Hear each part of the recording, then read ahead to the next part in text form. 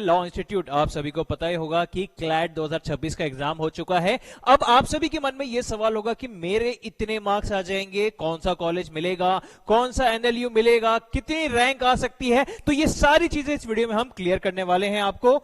देखिए, आपके क्लैट के एग्जाम में 90s, 80s, 70s, 60s में जितने भी मार्क्स हो, मैं आपको बताने वाला हूं कि किस रेंज में आपकी रैंक आ सकती है और उसके हिसाब से कौन कौन सा कॉलेज आपको मिल सकता है। सबसे पहली चीज, अगर आपका पेपर में 95 अबव मार्क्स आ रहे हैं, 97, 98, 99 या 100 तक भी टच कर रहे हैं, तो सबसे पहले अपने आप को बधाई दीजिए, शाबाशी दीजिए, क्योंकि आपकी रैंक 2 डिजिट आप एक्सपेक्ट कर सकते हैं। 2 डिजिट रैंक मतलब 1 से लेके 100 तक रैंक आ सकती है और आपको इंडिया के टॉप 3 एनएलयूज में एडमिशन दाखिला मिल सकता है। अब अलग अलग कैटेगरी में थोड़ा बहुत यहां पे रिलैक्सेशन भी मिल जाएगा कि मान लीजिए अगर आप रिजर्व कैटेगरी में हैं तो चांसेस हैं कि आपके अगर 90 to 95 का स्कोर है तो भी आपको टॉप 3 एनएलयूज मिलने के बड़ी इजीली चांसेस हो जाएंगे।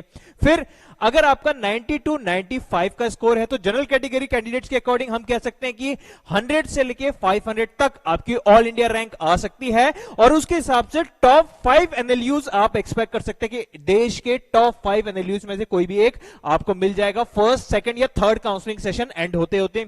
अगर आपका स्कोर 85 से 90 के बीच आया है इस बार क्लैट के एग्जाम में, तो आपके 500 to 1500 तक की रैंक आ सकती है और आप टॉप 10 एनएलयूज को टारगेट कर सकते हैं। यह आपको मिल सकता है काउंसलिंग सेशंस एंड होते होते। अगर आपका स्कोर 80 to 85 के बीच का है तो 1500 से 3000 रैंक, जिसमें मिड लेवल एनएलयूज को आप फोकस कर सकते हैं, जिनको हम कहते हैं टीयर 2 एनएलयूज जो है।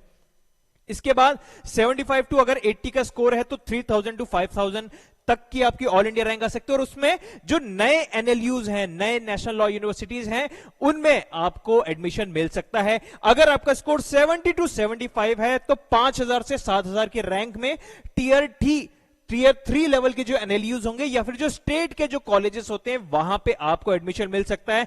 अगर आपका 65 टू 70 तक का स्कोर है, जिसमें 7000 से 10000 के अंदर अंदर अगर आपकी रैंक आती है तो आपको टीयर 3 एनएलयू, जिसमें भी चांसेस थोड़े कम रहेंगे। मतलब अगर आपको एनएलयू चाहिए तो आपका स्कोर 70 के ऊपर जाना चाहिए, 75, 80, 85। अगर 70 के ऊपर का स्कोर है तो एनएलयू मिलने के चांसेस बहुत कम है। 65 टू 70 तक आता है तो बहुत ही कम, वेरी स्लिम चांसेस रहेंगे एनएलयूज के, ठीक है। और अगर 65 से नीचे है, अगर आप 60 या 55 या ऐसा अगर आपका स्कोर जाता है तो आप एनएलयूज को छोड़ के बाकी प्राइवेट कॉलेजेस में ट्राई कर सकते हैं अपने लॉ के कोर्स के लिए, ठीक है। तो दोस्तों ये था हमारा कितने मार्क्स पे आपकी कितनी रैंक आ सकती है और कौन कौन से एनएलयूज कितने बेसिस पर आ सकते हैं। देखिए, ये जो हमने एक जनरल क्राइटेरिया बताया, ये जनरल कैटेगरी के हिसाब से है। अलग अलग रिजर्व कैटेगरी के हिसाब से जो एज, उसमें जो रिलैक्सेशन होते हैं मार्क्स के, उसके अकॉर्डिंग अगर आपको जैसे रिजर्व कैटेगरी में तो 90 स्कोर पे भी आप टॉप 3 एनएलयूज टारगेट कर सकते हैं। 85, 88, 90, 89, 90 तक भी आ रहे हैं तो भी टॉप 3 एनएलयूज आपको मिल जाएगा। उसी तरीके से अलग अलग रिजर्व कैटेगरी स्टूडेंट्स को अलग अलग मार्क्स पे अलग अलग रैंक और उसी की रेस्पेक्टिव आप एनएलयूज को टारगेट कर सकते हैं। इसी तरीके की और अपडेट्स के लिए, क्लैट एग्जाम की सभी जरूरी जानकारी के लिए फॉलो करिए Kautilya law institute YouTube channel को। Thank you.